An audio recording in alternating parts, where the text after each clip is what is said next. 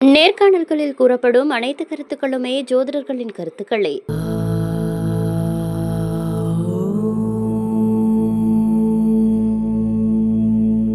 குரு வக்ர பெயர்ச்சி பலன். குரு வக்ர காலம் அப்படிங்கிறது இந்த 2024 அக்டோபர் மாதம் 9ஆம் தேதி துவங்குது. அது எப்போ வரைக்கும் நீடித்திருக்கு அப்படின்னு பார்த்தீங்கன்னா, அடுத்த வருடம் பிப்ரவரி 2025 வரை 4ஆம் தேதி வரை அது நீடித்திருக்கு. இதில் அந்த குரு வக்ரம் அப்படிங்கும்போது நிறைய பேருக்கு கன்ஃபியூஷன் ஆகும். அது என்ன குரு? இயல்பாகவே குரு முழு சுபர், நல்லது தான் பண்ணுவார், ஞானவான், பொன்னவன். இப்படிப்பட்ட ஒரு நல்ல கிரகம் ஒரு ரிவர்ஸ் டைரக்ஷன் எடுக்குது. ரிவர்ஸ் டைரக்ஷன் எடுக்குது இன் த சென்ஸ், இது உண்மையிலேயே தன்னுடைய பாதையிலிருந்து அப்படியே ரிட்டர்ன் போகுதான்னு கேட்டால் அப்படி கிடையாது. நம்ம பூமியின் மத்தியிலிருந்து அந்த ஜூபிட்டருங்கிற அந்த குரு கிரகத்தை நம்ம பார்க்குறோன்னு வைங்க. இப்போ எப்படி நம்ம ட்ரெயினில் போகும்போது நமக்கு வெளியில் இருக்கிற திங்ஸ் பின்னாடி மூவ் ஆகிற மாதிரி நமக்கு தோணும். ஆனால் அது அதோட இடத்துல தான் இருக்குது. ஆனால் ட்ரெயின் வேகமாக போகும்போது நமக்கு ஜன்னல் வழியாக வெளியில் பார்க்குறதெல்லாம் நம்மளை தாண்டி பின்னோக்கி போகிற மாதிரி தெரியும். அது போலவே குரு தன்னுடைய சுற்றுப்பாதையில் எந்த மாற்றமும் செய்து கொள்ளலாம். ஆனால் ஒரு ஆங்கிளில் பார்க்கும் பொழுது அது ரிவர்ஸ் எடுக்கிற மாதிரியான ஒரு சூழ்நிலை வரும்பொழுது அந்த எஃபெக்ட்ஸ் ஒவ்வொரு மனிதரையும் ஒவ்வொரு ராசியையும் எப்படி அது தாக்குது, எப்படி என்ன இதை கொடுக்குது, மாற்றத்தை கொடுக்குதுங்கிறது தான் குரு வக்ர பலன்களாக நம்ம இங்கே பார்க்குறோம். இது இந்த குறைந்த காலத்திற்கு மட்டும்தான். கிட்டத்தட்ட ஒரு 4 மாதங்களுக்கு இணையான ஒரு நாட்கள், 116 நாட்கள்னு வச்சுக்கோமே. ஒரு 4 மாதங்களுக்கு ஒரு சில நாட்களே கம்மி. இந்த 4 மாதங்களில் ஒரு சில ராசியினருக்கு நல்லவையும் ஒரு சில ராசியினருக்கு கொஞ்சம் ஜாக்கிரதையாக இருக்க வேண்டிய சூழ்நிலையும் குரு பகவான் உருவாக்குறாரு.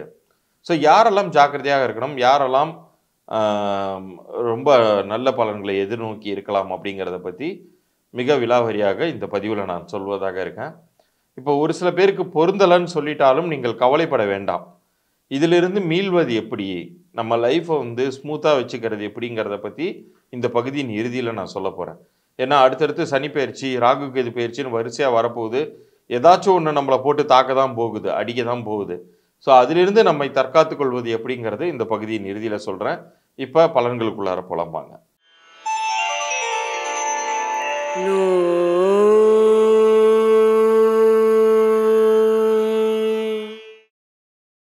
ரிஷபத்துக்கு குரு வக்ர பயிற்சி பலன்கள் எப்படி இருக்க போகுது அப்படிங்கிறத பார்ப்போம். குருவை பொறுத்த வரைக்கும் அவர் முழு சுபர், தேவகுருன்னு சொல்லுவோம்.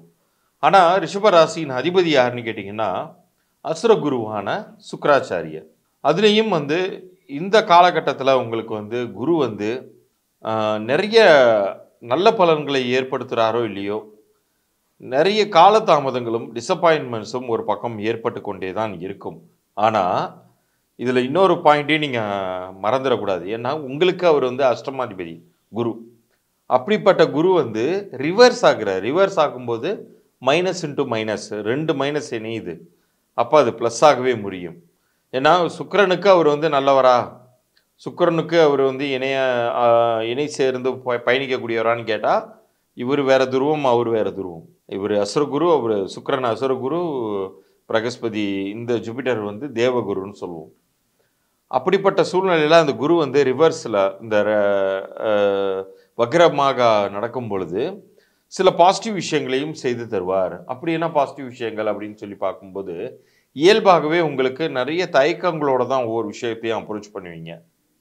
ஒரு சில விஷயங்கள் செய்யலாமா வேணாமான்னு பல முறை யோசித்து கடைசியாக செய்யாமலே போகக்கூடிய உங்களுக்கு இந்த குரு வக்ர பயிற்சி காலம் ஒரு புத்துணர்ச்சியை தரும், ஒரு தெம்பை தரும், ஒரு கான்ஃபிடென்ஸாக ஃபீல் பண்ணுவீங்க. முன்னாடியை விட இப்போ இன்னும் கொஞ்சம் கான்ஃபிடென்ட்டாக ஃபீல் பண்ணுவீங்க, பூஸ்டப் ஆவீங்க. ஏதாவது ஒரு வகையில் நீங்கள் எனர்ஜைஸ் ஆகி இவ்வளோ நாள் நீங்கள் பெண்டிங் போட்ட விஷயத்த இப்போ நீங்கள் முழு மனசாக எடுத்து செய்ய ஆரம்பிப்பீங்க. அது பெரிய அளவுக்கு கிளிக் ஆகி உங்களை அடுத்த நிலைக்கு அது கொண்டு போகும். இப்போ எல்லா மனிதர்களுமே ஆரம்ப காலத்தில் ஸ்ட்ரகிள் பண்ணிக்கிட்டே தான் இருந்திருப்பாங்க. ஏதாச்சும் ஒரு பாயிண்ட் ஆஃப் டைமில் பார்த்தீங்கன்னா அவங்களுக்கு ஒரு மிக சரியான வாய்ப்பு கிடைத்து அடுத்த நிலைக்கு ராக்கெட் வேகத்தில் உயர்ந்திருப்பாங்க. ஸோ அது போன்ற வாய்ப்புகள்லாம் பொதுவாகவே இது மாதிரியான கிரகப்பயிற்சி காலகட்டங்களில் தான் ஒவ்வொரு மனிதனுக்குமே அமையும். ஸோ உங்களை பொறுத்த அளவுக்கு இந்த காலகட்டம் அப்படிங்கிறது திடீர்னு ஒரு நல்ல மாற்றத்தை உண்டாக்கக்கூடியது. உங்களுடைய முயற்சிக்கு மட்டும் குறை வைக்காம தொடர்ந்து முயன்று கொண்டே வாருங்கள். குறிப்பாக இந்த காலகட்டத்தில நீங்க பக்கத்தில எங்க சிவன் ஆலயம் நீங்கள் பார்த்தீங்கன்னாலும், அங்கே போய் வழிபட்டுட்டு வாங்க. அதேபோல சனீஸ்வர பகவானையும் நீங்கள் வழிபடலாம். ஏன்னா சுக்கிரனுக்கு அதிபதியாக இருக்கக்கூடிய இந்த ஒரு ராசி சனிக்கு மிக நட்பு ரீதியாக இருக்கிறதுனால, சனியின் இடைஞ்சல்கள் எதுவும் இல்லாம இருந்தாலே, நீங்க இந்த குரு வக்ரப்பெயர்ச்சி காலகட்டங்கள்ல நல்லா பெர்ஃபார்ம் பண்ணுவீங்க அப்படின்னு எடுத்துக்கலாம். ஸோ இந்த காலகட்டம் முழுக்க முழுக்க உங்களுடைய நிதான போக்கு, தெய்வ வழிபாடு இது 2ம் சேர்த்து உங்களை நிச்சயம் வந்து ஒரு பெரிய ஆளாக மாற்றும். அதற்கான வாய்ப்பு தான் இப்போ வந்திருக்கு அப்படின்னு நான் சொல்லுவேன்.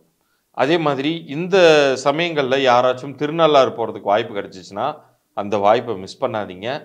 ஏன்னா அது வந்து இறைவனே உங்களுக்கு தருவது. நான் ஏற்கனவே சொன்னேன் இல்லையா? உங்களுக்கு பக்கத்துல உள்ள ராசிக்கு உங்களுக்கு 7.5 சனி துவங்கும்போது, அது உங்களுக்கு பாத சனியாக ஒரு சில பலன்களை வந்து தர ஆரம்பிக்கும். ஜென்மத்துக்கே சனி பக்கத்துல வந்து நிற்கும்போது, உங்களுக்கு பக்கத்து ராசியான மீனத்துல வந்து நிக்கும்போது, அது உங்களுக்கு பாத 7.5 சனியாக மாறும். அது எப்போ வருதுன்னு கேட்டிங்கன்னா, 2025ல மார்ச்சுக்கு மேல வந்து உங்களுக்கு வந்து இந்த சனி பெயர்ச்சிங்கிறது நடக்கவே போகுது. அது எல்லாமே உங்களுக்கு ட்ரபிள் பண்ணாம இருக்கணும். குருவுடைய முழு பலன் கிடைக்கணும்னா, திருநள்ளாறு போன்ற தட்சிணாமூர்த்திங்கிறதையே நம்ம வந்து சிவனின் ரூபமா தானே வழிபடுறோம். அப்படிப்பட்ட தர்பாண்யேஸ்வரர் சிவன் ஆலயத்திற்கு நீங்கள் சென்று வருவதுங்கிறது மிகப்பெரிய நல்ல பலன்களை உங்க லைஃப்ல உண்டு பண்ணும். இப்போ இவ்வளோ நேரம் நீங்க பார்த்தது குரு வக்ர பெயர்ச்சி பொது பலன்கள். இது வந்து ஒவ்வொரு தனிப்பட்ட மனிதருக்குமான பலன்கள்ங்கிறத விட பொதுவான பலன்களாக தான் சொல்லப்பட்டிருக்கு. இதில் தனி மனிதர்களுடைய ஜாதகத்தின் அடிப்படையில் உங்களுக்கான தசாபுத்திகள் நடக்கும். உங்களுக்கான சூழ்நிலை மாற்றங்கள் என்னங்கிறது அந்த தசாபுத்திகள் டினோட் பண்ணும். ஸோ அதை பேஸ் பண்ணியும் இந்த பலன்கள் வந்து முன்ன பின்ன மாறுபடுவதற்கு வாய்ப்பு உண்டு. ஆனால் இதில் யாருக்கு எவ்வளவு கெடு பலன்கள் இருந்தாலுமே அவர்கள் தங்களை தற்காத்து கொள்ள முடியும். எப்படி அப்படின்னு கேட்டிங்கன்னா, ஒவ்வொருடைய மனிதருடைய பிறந்த தேதிக்கும் கூட்டு எண்ணிற்கும் அவருடைய பெயர். இப்போ நான் வந்து கிரக சூழ்நிலைகள்லேருந்து எண் கணிதத்திற்கு வரேன். ஏன்னா நம்ம பிறக்கும் பொழுது அந்த பிறந்த நேரமும் தேதியும் நிர்ணயிக்கப்பட்டது. அதை நம்மளால் மாற்றவே முடியாது. இப்போ ஒரு குழந்தை பிறந்ததுக்கு அப்புறம் பிறந்த தேதியை மாற்ற முடியுமா? மறுபடியும் ஜனனம் பண்ண முடியுமா? முடியாது இல்லையா? அது வந்து நிர்ணயிக்கப்பட்டது, இறைவன் கொடுத்தது. அதே போன்ற அந்த பிறந்த நேரத்தின்படி அமைந்த கிரக நிலைகள்ங்கிறது அது அதனுடைய எஃபெக்ட்ஸை கண்டிப்பாக கொடுத்தே தீரும். அது விதி பலன். பட் அந்த விதியிலிருந்து ஓரளவு நம்மளை தற்காத்து கொள்ள முடியுங்கிற கணக்கை சொல்வது தான் எண்கணிதம். இதை பெரிய பெரிய சயின்டிஸ்டுகளை ஏற்றுக்கிட்டு இருக்காங்க. பெரிய பெரிய சிவில் இன்ஜினியரிங் போன்ற ஒரு பெரிய இன்ஜினியரிங் துறையை சேர்ந்தவங்கெல்லாம் ஏற்றுக்கிட்டு இருக்காங்க. இப்போ அது போன்ற மேதைகளை ஏற்றுக்கொண்ட இப்போ ஒரு பித்தாகோரஸ் தியரம்னு இன்னைக்கு வரைக்கும் நம்ம வந்து பாடத்திட்டத்தில் வச்சுருக்கோம். அந்த பித்தாகோரஸ் அப்படிங்கிறவர் வந்து இந்த எண்கணிதத்தை ஏற்றுக்கொண்டவர், எண்கணிதத்தை ஆராய்ந்தவர். சார் விஸ்வேஸ்வரையா அப்படிங்கிறவங்க பெரிய இன்ஜினியர். இன்னைக்கு இருக்கக்கூடிய நவீன பெங்களூர் சிட்டியை நிர்மாணித்தவர். இன்றைக்கும் அவர் பேரில் அவ்வளோ பெரிய மியூசியம் இருக்குது பெங்களூரில். நாகார்ஜுனா சாகர் டேமெல்லாம் கன்ஸ்ட்ரக்ட் பண்ணது அந்த அப்படிப்பட்ட ஒரு இன்ஜினியர் மூளை தான், விஸ்வேஸ்வரையர் தான். அவருக்கு சர்பட்டத்தை கொடுத்ததோடு இல்லாமல் இன்னைக்கு வரைக்கும் இன்ஜினியர்ஸ் டேக்காக செப்டம்பர் மாதம் ஒவ்வொரு வருடமும் செப்டம்பர் மாதம் வரக்கூடிய அவருடைய பிறந்த நாளை வந்து நம்ம இன்ஜினியர்ஸ் டேன்னு தான் செலிப்ரேட் பண்ணுறோம். இங்கே கூகுளில் போய் பாருங்கள் தெரியும். ஸோ அப்படிப்பட்டவர் கூட இந்த எண்கணிதத்தை ஏற்றுக்கொண்டார். ஏன்னா அதற்கு பின்னாடி ஒரு ரியல் சயின்ஸ் இருக்குது. ஸோ இப்போ யாருக்கெல்லாம் இந்த கிரக பயிற்சிகள் சரியில்லாமல் இருக்கோ அவர்களுடைய பிறந்த தேதிக்கும் கூட்டு எண்ணிற்கும் பெயர் சரியாக அமைந்திருந்தாலோ அல்லது அவர்களுடைய வியாபார பெயர் அவர் பிறந்த தேதிக்கும் கூட்டு எண்ணிற்கும் சரியாக இருந்திருந்தாலோ நிச்சயம் வந்து ஒரு நல்ல வாழ்க்கையை வாழ முடியும். பெரிதாக எந்தவித ஒரு நெகட்டிவிட்டியும் தங்களை தாக்காத வகையில் அவங்களை தங்களை வைத்து கொள்ள முடியும் பெயர் சரியாக அமைந்திருந்தால் எண்கணித ரீதியாக. இதில் வியாபாரம் செய்து கொண்டிருப்பவர்கள் அவர்களுடைய வியாபார பெயர் சரியாக அமைஞ்சிருந்துச்சுன்னா வியாபாரத்தில் எவ்வளவு இன்னல்கள் வந்தாலும் தங்களை தற்காத்து கொள்ள முடியும். பிறந்த குழந்தைகளுக்கு பெயர் நீங்கள் சரியாக அமைச்சிருந்தீங்கன்னா அந்த குழந்தையுமே லைஃப் லாங்குக்கும் ஒரு நல்ல ஒரு வெற்றிகரமான வாழ்க்கையை வாழ்வதற்கு அது ஹெல்ப்ஃபுல்லாக இருக்கும். ஸோ இப்போ நீங்கள் இந்த பதிவை பார்த்துட்டு இருக்கிறீங்க, நம்ம சேனலை சப்ஸ்கிரைப் பண்ணி ஸ்க்ரீன்ஷாட்டோட உங்கள் டேட் ஆஃப் பர்த்தையும் உங்களுடைய நேமையும் எனக்கு அனுப்பணும். கூடுதலாக உங்களுடைய குழந்தையுடைய பிறந்த தேதியும் பிறந்த நேரத்தையும் நீங்கள் அனுப்பலாம். வியாபார பெயரை கூட அனுப்பலாம். இது எந்த அளவுக்கு அவங்க பெயர் பொருந்திருக்கு பொருந்தலை இது போன்ற ஒரு சில தகவல்களை இலவச பொது பலன்களாக நான் வழங்குவதாக இருக்கேன். அப்படி பொருந்தலை அப்படின்னு சொன்னால் என்ன கன்சல்டேஷன் நீங்கள் எடுத்துக்கிட்டா அது உங்களுக்கு நல்லது பண்ணும் அப்படிங்கிற தகவல்களாக நான் சொல்வதாக இருக்கேன். இதற்கு நீங்கள் செய்ய வேண்டியது நம்ம ஆன்மீக உண்மைகள் சேனலை சப்ஸ்கிரைப் பண்ணி ஸ்க்ரீன்ஷாட்டோட எனக்கு நீங்கள் அனுப்பிச்சி வைக்கணும்.